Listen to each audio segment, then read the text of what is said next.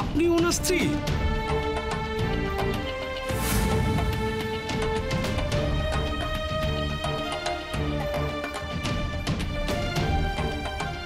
সত্যি বলছেন? আমার তো বিশ্বাস হচ্ছে না। কি মুশকিলে বললাম, কেউ কেন বিশ্বাস করতে চাইছে না যে উকিল বাবু আমার স্বামী? ডাক্তারবাবু, উকিলবাবু চিকিৎসা শুরু করুন না। আপনি দয়া করে উকিলবাবুকে ঠিক করে দিন না ডাক্তারবাবু। আমরা তো চেষ্টা করবোই, কিন্তু বাড়ির লোক ছাড়া তো অ্যাডমিশন নেওয়া যাবে না। আমরা তো ট্রাভেলে পড়ে যাব, কি করি বলুন তো? আরে আপনি বিশ্বাস কেন করছেন না? আমি সত্যি ওনার স্ত্রী। ঠিক আছে, আমরা দেখছি। আপনি যান, ওই পাশে গিয়ে দাঁড়ান।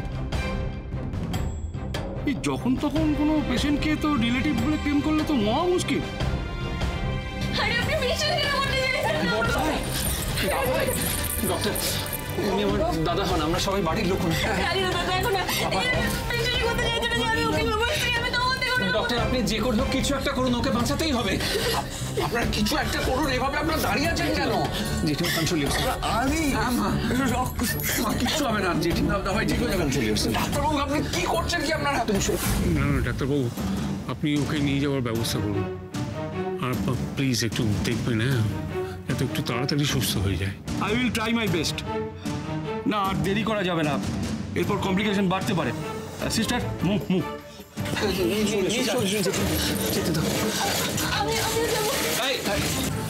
কোথাও যাবে না তুমি। আমি যাবো ওকে যেতে দিবি না, অরিন্দমের কাছে যেতে দিবি না, তাহলে ওর আরো খারাপ হবে। তুমি কত টর্চার করবে আমার ছেলেটাকে? ওকে একটু বাঁচতে দাও না। তুমি এবার ছেড়ে বসা বসা, বুদ্ধুকে বসা আগে। মা আদি চল, শিখবি বসা নিয়ে গিয়ে সময়। কি হলো মা? আস্তে আস্তে আস্তে। Try to understand. তুমি দেখতে পাচ্ছ না কি হচ্ছে? দাদা ভাই এরকম অবস্থা, বড় অসুস্থ হয়ে পড়ছে। প্লিজ রোনক, তুমি প্লিজ এখানে থাকো, কোথাও যাও না প্লিজ।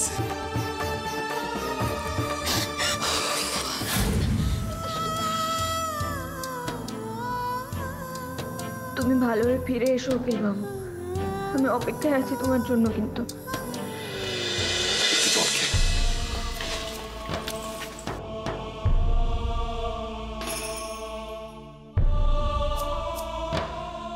এখন ঠিক লাগছে? এই তো ডক্টর, বড়দাভাই কেমন আছে? বাবার কন্ডিশন এখন কেমন আছে? মাথায় চোট লেগেছে, প্রচুর ব্লাড লস হয়েছে। আমরা এমআরআই করাতে নিয়ে যাচ্ছি, তবে পেশেন্টের অবস্থা খুবই খারাপ, খুবই ক্রিটিক্যাল। আমি বলছি কি যে দাবাই ভালো হয়ে যাবে তো, মানে টেনশনের কিছু নেই তো? দেখুন, আগে টেস্টগুলো তো হোক, তারপর বলতে পারবো। সরি। কিচ্ছু হবে না উকিল বাবুর, যত খারাপ অবস্থাই হোক না কেন উকিল বাবু ঠিক সুস্থ হয়ে যাবে, ঠিক ভালো হয়ে যাবে উকিল বাবু। কি বলে গেলেন ডাক্তারবাবু? হ্যাঁ বাবা, কাম ডাউন, তো চিন্তা করো না। ওনারা তো ট্রিটমেন্ট শুরু করে দিয়েছেন, একটা মিনিমাম সময় তো লাগবে। তোমরা সবাই যদি এভাবে ভেঙে পড়ো তাহলে কি? বড় মা, তারপরে ঠিক হয়ে যাবে, তুমি এত চিন্তা করো না। আমি একদম ঠিক আছে, কিচ্ছু হয়নি। I know my Arindam is very brave. Yes, ও নিশ্চয়ই ভালোই হবে। জেঠিমা শোনো, তোমার এখানে থাকার কোনো প্রয়োজন নেই, তুমি বাড়ি চলো, শরীর খারাপ করবে না না না না না না, জেঠিমা ভাই ঠিক বলেছে মা। তোমরা এখানে থেকে কি করবে বলো?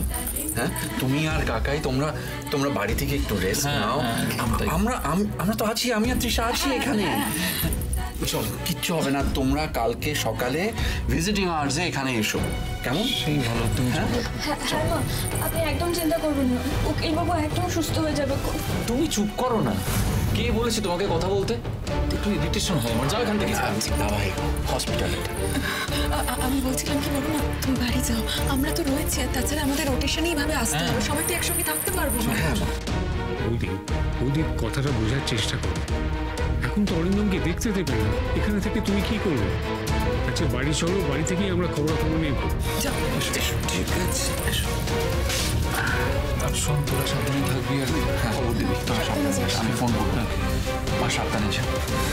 হ্যাঁ তুই সাবধানে যেও কাকাই। কাঁদিস না তৃষা, কাঁদিস না। বাবাই ঠিক হয়ে যাবে, দেখবি একদম ঠিক হয়ে যাবে।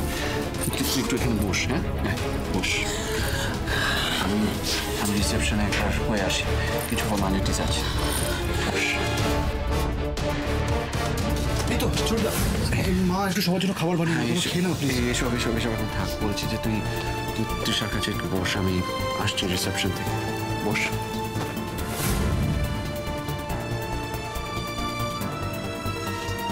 বড়দা কেমন আছে এখন? ডাক্তারবাবু বলে গেলেন কন্ডিশন খুব ক্রিটিক্যাল। সেভাবে একটু আসছি। হ্যাঁ বলো।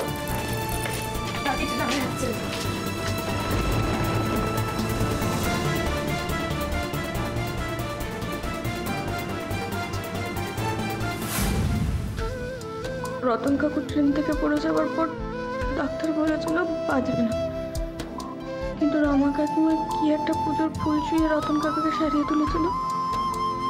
কোন ঠাকুরের ফুল ছিল ওটা? বাবাকে ফোন করলে জানতে পারবো।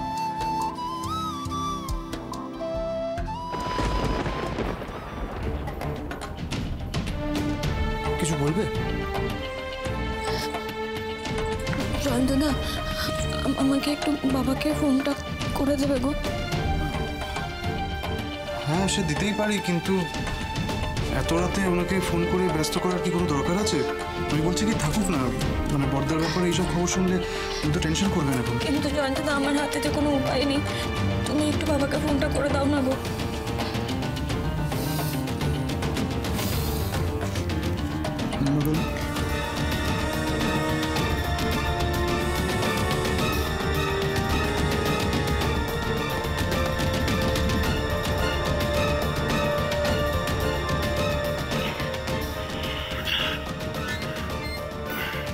বাবা ফোনটা ধরো না তাড়াতাড়ি, একটু তাড়াতাড়ি ফোনটা ধরো বাবা।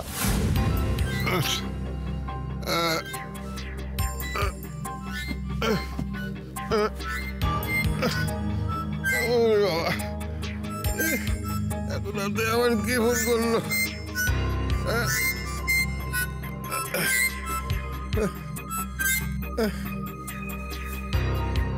হ্যালো, কে?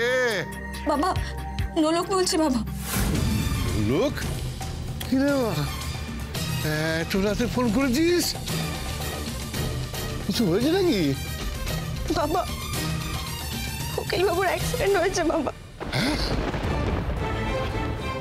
বলিস কি রে? হ্যাঁ বাবা। কি কথা? এখন কেমন আছে?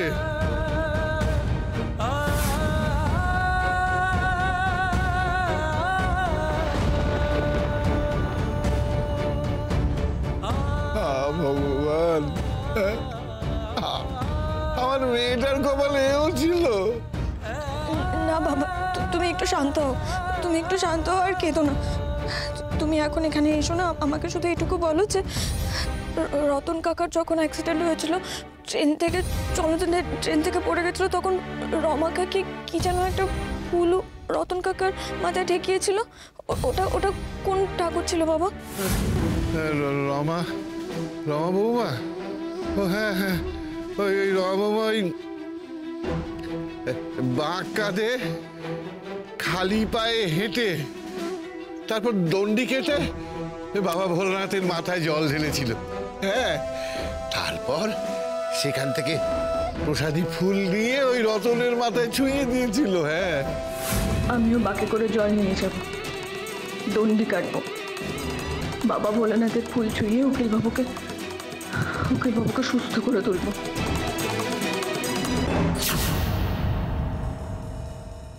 আমি বাকে করে জল নিয়ে পায়ে হেঁটে সোনারগ্রাম যাব। ওখানকার ভোলানাথ খুব জাগ্রত।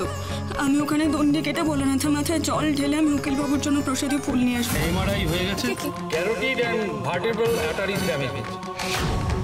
বেহুলা যেরকম লক্ষ্মীন্দরের প্রাণ বাঁচিয়েছিল, এবার আমাকে সত্যিকারের বেহুলা হয়ে উঠতে হবে।